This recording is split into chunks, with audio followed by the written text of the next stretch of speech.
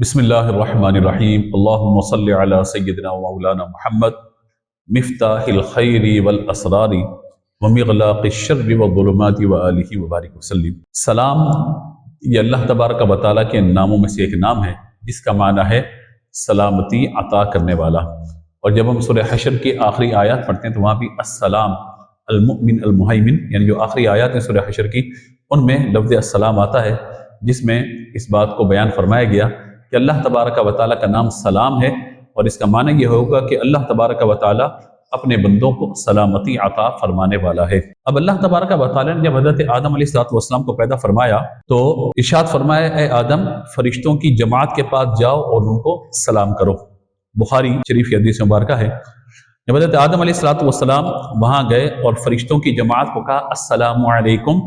تو ان فرشتوں کی جماعت نے جواباً کہا وعلیکم السلام۔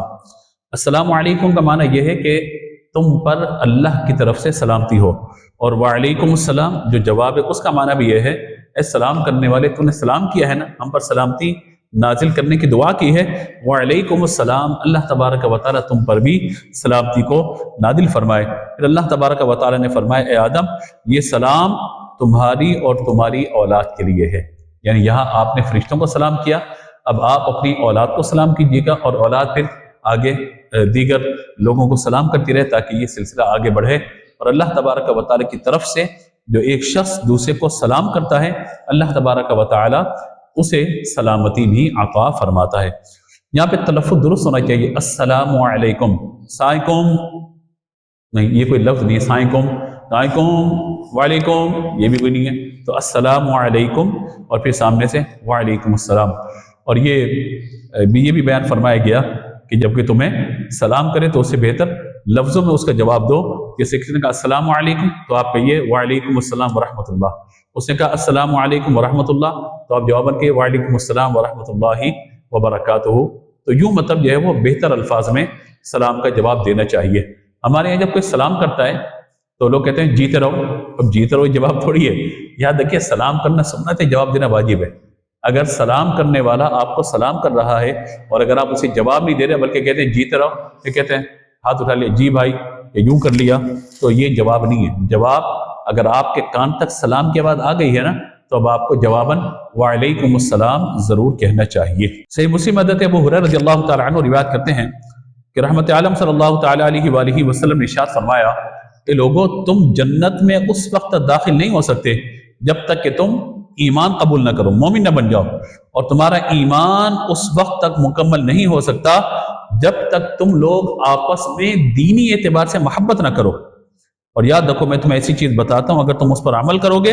تو تمہارے لیے آپس میں محبتوں کا پیغام ہوگا اور محبتیں عام ہو جائیں گی۔ اور وہ عمل کیا ہے؟ ہر مسلمان کو چاہے تم جانتے ہو یا نہیں جانتے اسے سلام کرو۔ اتنی پیاری بات بیان فرمائی گئی نا کہ ہم جسے جانتے ہیں یا جس کو ہم نہیں جانتے اس کو ہمیں سلام کرنا چاہیے۔ حضرت عبداللہ بن عمر رضی اللہ تعالیٰ عنہ روایت کرتے ہیں کہ رسول اللہ صلی اللہ تعالیٰ علیہ وآلہ وسلم نے فرمایا لوگو اللہ کی عبادت کرو اور اللہ کے بندوں کو کھانا کھلاؤ، یعنی جو محتاج اور مساکین ہیں ان پر صدقہ کرو، اپنے دوستوں عزیزوں کو اللہ کے نیک بندوں کو کھانا کھلاؤ اور ان کے لیے ہدیہ اخلاص اور محبت پیدا کرو۔ اور فرمایا کہ جو لوگوں کو جوڑنے اور محبت و الفت کو پیدا کرنے کا بہترین وسیلہ ہے، اور فرمایا سلام کو عام کرو تو تم پوری سلامتی کے ساتھ جنت میں داخل ہو جاؤ گے۔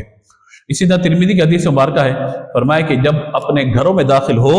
تو سلام کیا کرو، یہ سلام تمہارے لیے اور تمہارے گھر والوں کے لیے برکت کا باعث ہوگا۔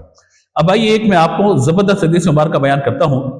کہ حضور اکرم صلی اللہ تعالیٰ علیہ وآلہ وسلم کے پاس ایک صحابی ہے، اس کے یا رسول اللہ میں مالی طور پر بڑا تنگی کا شکار ہوں، مالی طور پہ بڑی پریشانی کا شکار ہوں،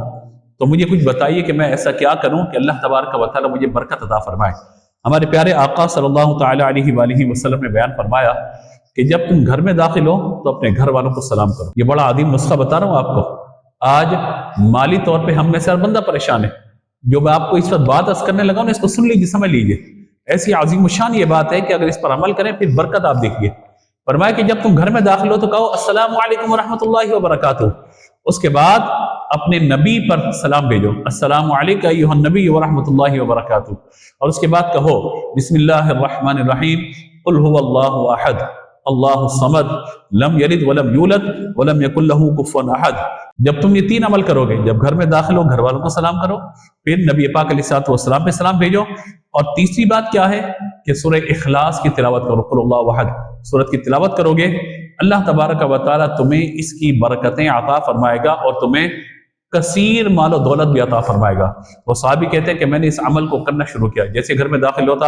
السلام علیکم ورحمۃ اللہ وبرکاتہ، اس کے بعد نبی پاک علیہ الصلوۃ والسلام پہ سلام بھیجتا اور اس سورہ اخلاص کی تلاوت کرتا، بہت جلد اللہ تبارک و تعالیٰ نے میری مالی مشکلوں کو دور فرما دیا، اور اللہ نے اتنا مجھے عطا فرمایا کہ میری اپنی ضروریات بھی پوری ہونے لگ گئی اور میں نے دوسروں کی بھی مدد کرنا شروع کر دی۔ تو کتنا مختصر تھا وظیفہ، لیکن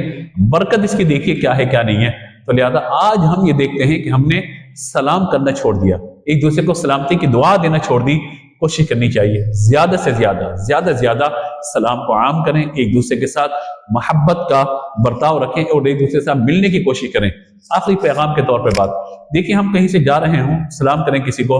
2-4 دن سلام کریں گے تو ایک محبت اور انسیت کا تعلق پیدا ہو جائے گا، اور اگر 2-4 دن ہماری ملاقات نہ ہو تو بندہ دوسرے پوچھے گا یار وہ بندہ آپ کے ساتھ آتا تھا کہاں گیا، غائب ہو گیا۔ یہ 2-4 دن جس کو ہم سلام کریں اس سے ہمارے تعلقات بن جاتے ہیں، محبت کا ایک رشتہ قائم ہو جاتا ہے۔ تو اور اگر نہ ہو تو پوچھتا ہے بندہ، تشویش کے اندر مبتلا ہوتا ہے وہ کہاں چلا گیا۔ اگر میں اور آپ اپنے پیارے آقا صلی اللہ تعالیٰ علیہ وآلہ وسلم کی بارگاہ میں روزانہ درود و سلام بھیجیں گے،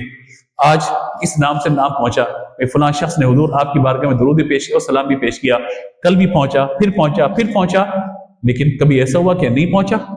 تو نبی پاک علیہ الصلوۃ والسلام کی بارگاہ میں جب وہ لسٹ پیش کی جاتی ہوگی جس میں درود و سلام کے لیے امتیوں کے نام موجود ہیں، حضور کہتے ہوں گے نا اس کا نام کہاں گیا؟ کہا جاتا ہوگا حضور وہ بیمار ہو گیا یا پریشان ہے یا درود نہیں بھیج سکا۔ تو آپ دیکھیے کہ ہمارے آقا علیہ الصلوۃ والسلام اللہ تبارک و تعالیٰ کے حضور اس کی سلامتی کی دعا کرتے ہوں گے یا نہیں؟ ابھی میں نے آپ کو ایک مثال پیش کی ہے، اصل بات کیا ہے؟ فرمایا کہ جو درود و سلام پڑھنے کا عادی ہوگا، درود پاک پڑھنے کا عادی ہوگا، اگر وہ مشکل میں ہوگا اللہ درود پاک کی برکت سے اس کی مشکل کو دور فرما دے گا۔ کیوں؟ آپ اس کو سلامتی کی دعا دیتے ہیں، وہ آپ کو سلامتی کی دعا دیتا ہے۔ ایک عام مومن، ایک بندہ مومن کو سلام کرے، وہ اسے سلامتی کی دعا دے، اللہ قبول فرما لیتا ہے۔ جب حضور کی بارگاہ میں سلام پیش کیا جائے گا، الصلاۃ والسلام علیک یا رسول اللہ، السلام علیک ایھا النبی ورحمۃ اللہ وبرکاتہ،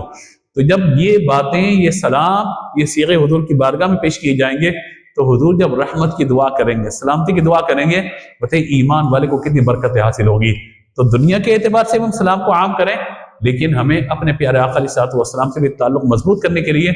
درود و سلام کو عام کرنے کی ضرورت ہے۔ اللہ تبارک و تعالیٰ مجھے اور آپ کو عمل کی توفیق عطا فرمائے۔ وآخر دعوانا ان الحمد للہ رب العالمین۔